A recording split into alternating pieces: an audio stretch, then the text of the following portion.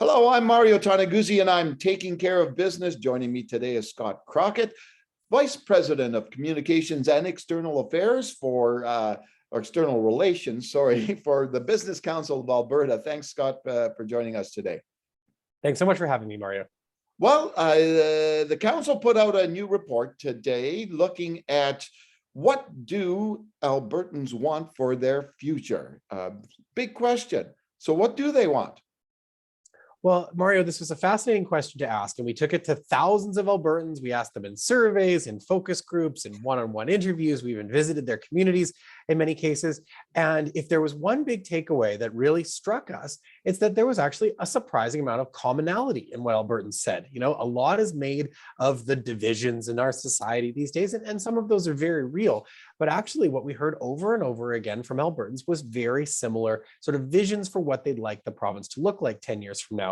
And there were kind of three main things that kept bubbling to the surface. The first was a place for everyone. You know, they want Alberta to be a place of inclusion where everyone can succeed. The second was opportunity. People are looking for a prosperous place where you can get a job and build a great life for yourself, kind of the Alberta dream.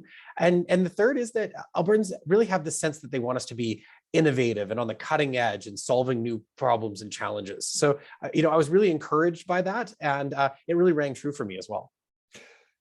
What is I want to look at a couple of the more specific results from this, and let's start off with this one.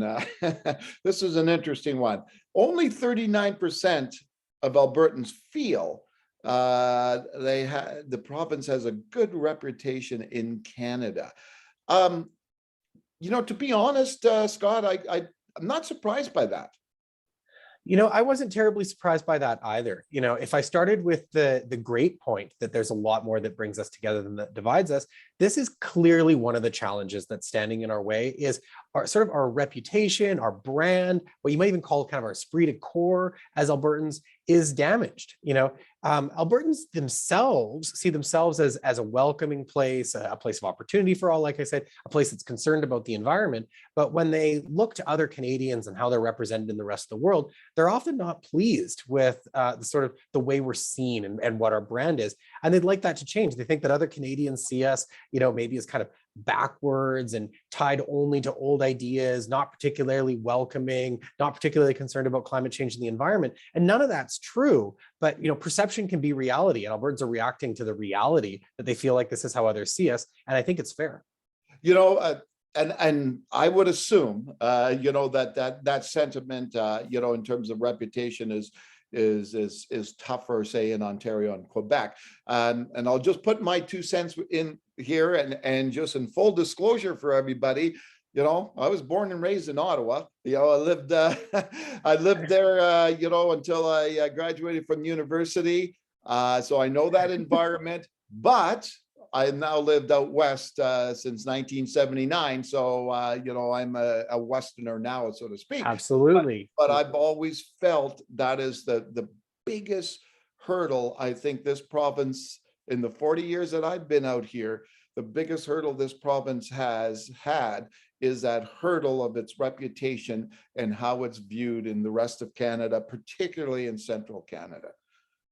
You know what? I really agree with you. I think that was in terms of what we heard in our research, that was one of two really large challenges that came up. I have lived briefly in both Ottawa and Toronto in my life, but I've been mostly a Western Canadian. But Mario, I've experienced something similar to what you have, which is that, you know, anybody who spent time in the various regions of Canada, anyone who spent time in Alberta and then spent time in Central Canada and spent time in Eastern Canada knows that there is a perception reality mismatch a little bit. And I think that what you're seeing in this research is Albertans are reacting to that. They're saying, we want to be seen differently, you know, in other parts of Canada, other parts of the world. And I think one real specific part of that is how we're seen in terms of caring for the environment and caring about climate change and carbon reduction. I think that other Albertans perceive that other Canadians don't think they're serious about those things, and actually we're super serious about those things, you know, investing more than any other province. And so I think it's incumbent on us as Albertans and us as the Business Council of Alberta to tell those stories a little bit better. Yeah. Let's look at another interesting stat. 81% believe that when business does well in this province, it benefits everybody. Yeah, this is a stat that I was really interested to see how people would answer that, because Yeah. Alberta also has a very unique relationship with business. Many people feel very tied to the economy here and tied to business, and this shows me that business actually has a very strong reputation.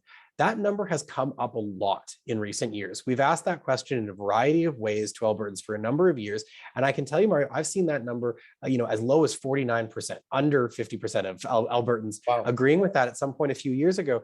But I think what you're seeing here is that business, particularly over the pandemic period, has done the right things, and they're getting some reputational credit for it. Some of those right things would be, showing that they're going to put their employees and public safety and public health first over profitability, showing that they're going to keep our supply chains moving and our grocery stores stocked no matter what the world throws at us. And I Yeah. think that Albertans are appreciating that. And also, given our unique industrial structure, when the economy does well in Alberta, it trickles into widespread prosperity. It seeps into the economy in ways that it doesn't in every place in the world. Yeah, exactly. Last question I had for you, and it's the optimism that's been shown. 65% are optimistic about the future, going forward. Great place to be, considering where we probably have been in the last, well, really since 2014, when oil prices collapsed. Oh yeah, this shows you that it's hard to take down the optimistic spirit of Albertans, and I was really encouraged to see that as well. I mean, there are all kinds of reasons to feel beat up over the last 9 or so years, as you would say. Oil price collapse in 2014, many years of economic weakness following that. In the middle of the pandemic, there were some very dark days of very, very low commodity prices. But what you're seeing here is resiliency of Albertans, that despite all those body blows that we've taken, the majority, a strong majority, basically 2/3, feel optimistic about their future. And I think that optimism is really warranted. Much of this research was done even before the events of the last, couple of weeks and months that have further increased that optimism, as commodity prices have skyrocketed through the roof. I can't think, frankly, of a time that I've been more optimistic about Alberta's near-term future. And what this shows me is that Albertans are even optimistic about our long-term future as well. Super. Thanks, Scott, for joining us today. Thank you so much, Mario. All right, that was Scott Crockatt, Vice President of Communications and External Relations with the Business Council of Alberta.